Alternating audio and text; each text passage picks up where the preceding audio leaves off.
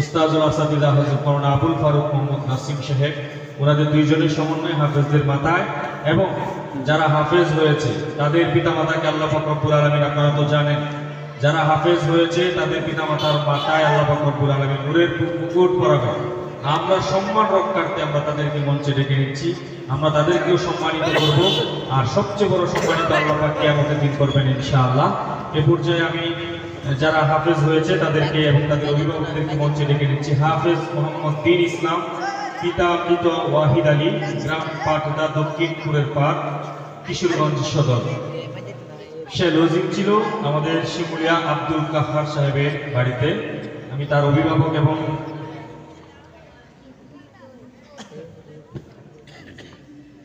আমি তার লজিং মাস্টারকে মঞ্চে আহ্বান করছি মঞ্চে আসার জন্য। এরপর আমাদের হাফেজ মোহাম্মদ আব্দুল্লাহ আল মামুন রাফি, পিতা রফিকুল ইসলাম, পাচলগোটা। সে তার নিজের বাড়িতেই খাবার খেয়ে হাফেজ হয়েছে। আল্লাহ পাক তাকে বড় আলেম হিসাবে কবুল করুন, আমরা সবাই বলি আমিন। এরপর হচ্ছে হাফেজ মোহাম্মদ সাব্বির হোসেন।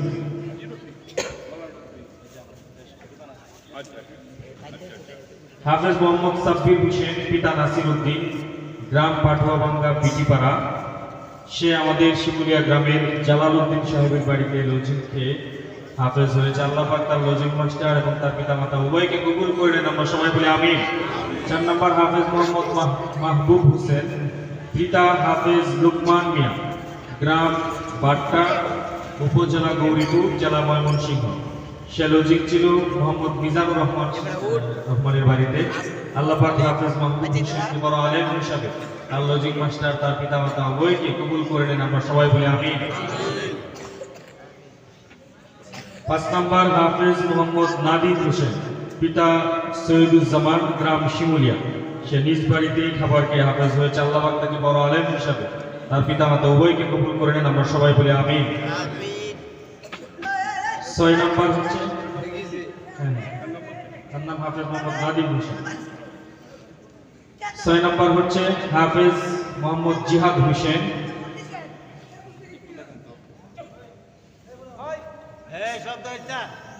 হাফেজ মোহাম্মদ জিহাদ হোসেন, পিতা জসিম উদ্দিন, গ্রাম ললিতঘাট। সে তার নানার বাড়িতে খাওয়া দাওয়া করেছে, শিমুলিয়া আক্কেল আলী, তার নানার বাড়িতে খাবার খেয়ে সে হাফেজ হয়েছে। আল্লাহ পাক তাকে বড় আলেম হিসাবে তার পরিবার বর্গ যারা রয়েছে, আত্মীয় স্বজন, তার নানা সহ সবাইকে আল্লাহ পাক রব্বুল আলামিন কবুল করে নেন, আমরা সবাই বলি আমিন।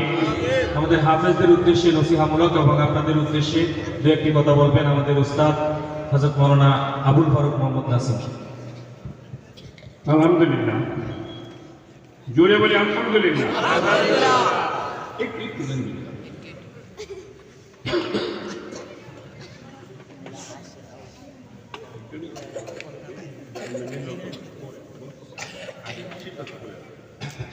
এই যে আজকে চিত্রটা, এই যে আনতাজি ভালো জামা টামা পরায় আনলে পাখি বানিয়ে এটা একটা বিরাট মেহনতের পরে, বিরাট ত্যাগের পরে আজকে এই পাখি দেওয়া কোনটা একদিনের ব্যাপার। আল্লাহ কালাম মুখস্থ করা, হাসুরের মাঠ যখন কায়েম হয়, কিছু মানুষের মাথার মাঝে নারী পুরুষ এমন মুকুট দেওয়া হবে, মানুষ আশ্চর্য হবে ঘটনাটা কি। এরা কারা? ওরা যারা তাদের সন্তানকে পেটে ধারণ করছে, লালন পালন করছে, যারা আল্লাহ হেফাজতের জন্য ওরা মুখস্থ করছে, এটার হালাল হারাম তমিজ করে চলছে, আল্লাহ পাক তাদেরকে জান্নাতে দাখিল করবে এবং তাদের সুপারিশে যার উপরে জান্নাত ঠিক হয়ে গেছি 10টা লোকের সুপারিশ করে বেহেশতে দিতে পারবে। এই যে এটার মধ্যে সহায়তা করছে, পরিবারের বাইরে এমন সহায়তা আছে, মাদ্রাসার অস্তিত্বের সমস্যা, মাদ্রাসার টিকে থাকার সমস্যা, এমন সমস্যা আছে যে একটা কথার দ্বারা মাদ্রাসার টিকে এইরকম অবদান রাখছে, তারাও তাদের সুপারিশ পাবে। একটা বাস্তব কথা শুনাই, বাপরে লাগতে বাবা এই সিন্ধুকের সামনে নিয়ে কারাকারি হইয়া রাস্তার উপরে করিয়েছে। আসেন না ঘটনা? কিন্তু এই বাজ্যে খানা খাইয়া একসারা হবে উচিত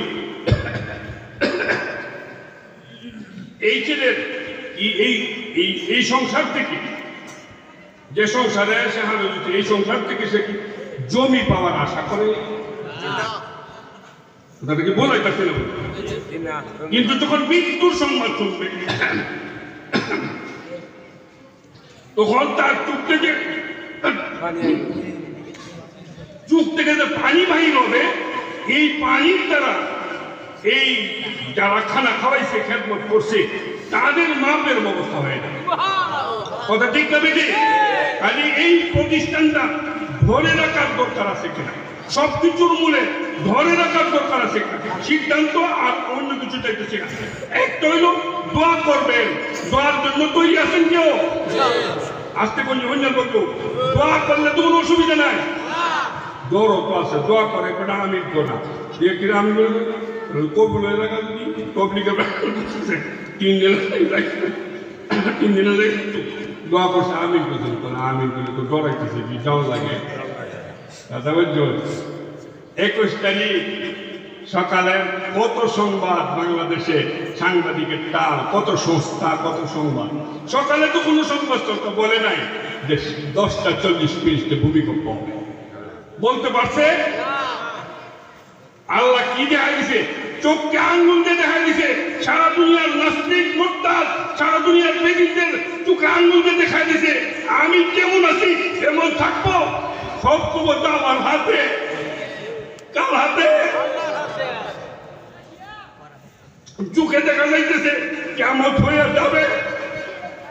মাত্র 10 সেকেন্ড, মাত্র 10 সেকেন্ড, 10 সেকেন্ড, 60 সেকেন্ড, 1 মিনিট। আল্লাহ পাক একটু লিউযীকাহুম বা'দাল্লাযী আমিলু লা'আল্লাহুম ইয়ারজিউন, একটু চাকায়া দেয়। তো এটা জাল হইছে না লবণ হইছে নাকি, আযাবটা একটু চাকায়া দিছে যেন তোমরা ঘুরে আসো। দেখো অবস্থা নাকি, ক্ষমতা আমার হাতে না কার হাতে, দেখো একটু ঘুরে আসার সময় হয়েছে নাকি, এখনো সময় হয়েছে কিনা। এই জন্য আল্লাহর দিকে ঘুরে আসার দরকার কিনা বলে এখানে এই যে পরিবেশটা, গার্জেনের অবদান আছে, শিক্ষকের অবদান আছে, সাহায্যকারীর অবদান আছে, যারা এই দাগি রাখছে তাদের অবদান আছে। সবের অবদানকে আমরা শ্রদ্ধা করি এবং আল্লাহর কাছে দোয়া করি যেন আল্লাহ কবুল করে। এই জন্য এই যারা ওদেরকে হয়তো সামান্য একটু সম্মানিত করে ব্যবস্থা করবেন, এই অবস্থাটা আইয়ুবী সাহেব আপনি হুজুরকে নিয়ে এটা করবেন। আমাদের লজিক মাস্টার এবং অভিভাবকদের মাথায় একটু রুমাল হুজুরের হাত ধরে দিতে চাচ্ছি। আমাদের প্রধান অতিথি সহ প্রথম যে আব্দুল কাহার সাহেব, তাকে আব্দুল কাহার সাহেব খুলে দেন সহজ। এরপরে আব্দুল্লাহ মামুন রাফির অভিভাবক আছে এখানে, আব্দুল্লাহ মামুন রাফির অভিভাবক। এরপর হচ্ছে জালাল উদ্দিন, সাব্বির হোসেনের অভিভাবক জালাল উদ্দিন। এরপর মাহবুব হোসেনের অভিভাবক মিজানুর রহমান, মাহবুব হোসেনের অভিভাবক মিজানুর রহমান।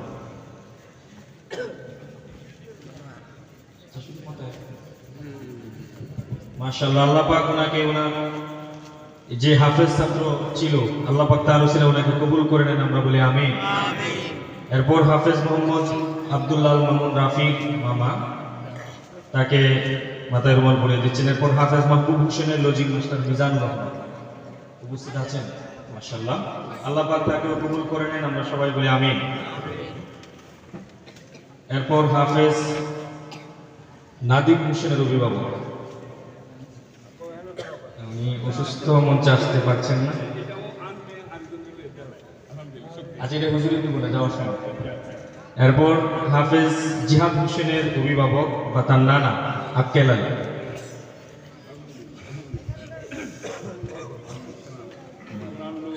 সাব্বির, মোহাম্মদ সাব্বির হোসেনের যে লজিং মাস্টার জালাল উদ্দিন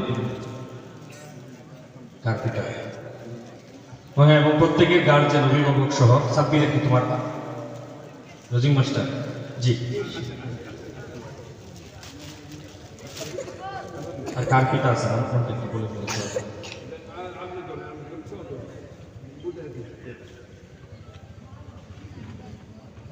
সাব্বির হোসেনের পিতা আছে এখানে? সাব্বির হোসেনের পিতা নাসির উদ্দিন ছিলেন। জি।